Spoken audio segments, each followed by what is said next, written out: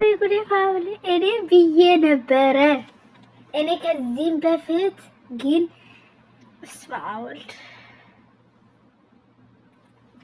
የሆነ ጊዜ ላይ አብረሽ ማለት ነው ውስጥ ላይ ጥርጣሬ አለ ስለኝ ማለት ነው። ቪዲዮዬ ወደ ኋላ ተመልሳችሁ እዩት። መጀመሪያ ላይ ማለት ነው ይሄ እንደያስለኝ ሩታ ከሌላ ሰው አርግዛለ ማለት ፈልጎ ነው እንደነዚህ ልጆች እያልኩ ነበር። ይሄው ሲወለድ አሉ ይሄው ወጣ ካፋቸው።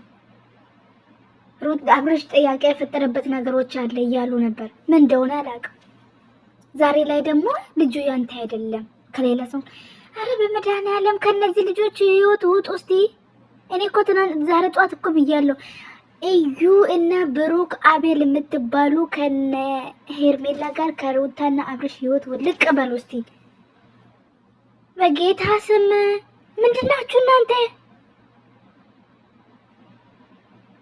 ጭራሽ አሁን ብላችሁ ደግሞ እኔ ከዚህም በፊት እኮ ሩታ አርግዛ እንዳለች አብረሽ እንደዚህ የሚጠረጥረው ነገር አለ። አብረሽ ላይ ያልተመለሰለት ጥያቄ አለ። አብረሽም ደግሞ ጥያቄ የሚፈጥርብኝ ነገር አለ ይላል። አሁን ደግሞ ልጁ ሲወለድ አብረሽን ነው የሚመስለው ይላሉ። እነሱ ደግሞ ውጤቱም የልጁ አባትም ሌላ ሰው ነው ይላሉ። አረ በመድኃኒዓለም ምንድነው በዚህ ልክ በሰው ህይወት ገብቶ እንደዚህ ፍትፍት ማድረግ? ስማም ልጁ ሳይወለድ በሁለተኛ ቀን የልጁን ስም ይዞ ሚዲያ ላይ መምጣት። አረ ህፃኑን ከምንም አያውቅም እናንተ ሰዎች። ኧረ ተው ግን፣ ኧረ ተው ግን። ለምንድን ነው ልጅቷን እንኳን እስቲ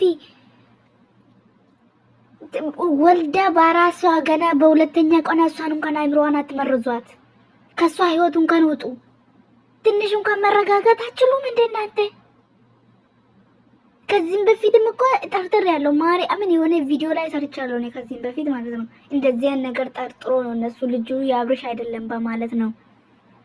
አሁን ደግሞ በቃ ከአፋቸው ዘረገፉት። በቃ በሁለተኛ ቀን መጀመሪያም ሩታ እስከምትገላገል ነበር ሲጠብቁ የነበረው። ይሄን ተንኮል ደግሞ የሚያደርገው አብርሽ ነው። አብርሽ ከዚህ በፊት ራሱ ጥርጣሬ አለብኝ እያለ ነበር።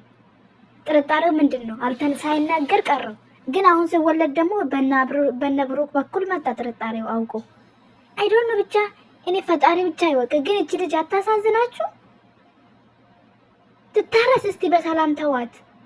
ህፃኑ ገና ወልደው በሁለተኛ ቀን የህዝብ አይን ውስጥ እንኳን አታስገቡት። ምን አይነት ፍጥሮች ናችሁ እናንተ? በጌታ ስም በዚህ ልክ በሰው ህይወት የሱ ቢሆንም ባይሆንም ምን ይመለከታችኋል? እዚህ ጋር እኛንን ፈራጭ እኛንን ቆራጥ። በስመ አብ እንዴት እንዳንገበገባችሁ ማርያምን ዛሬ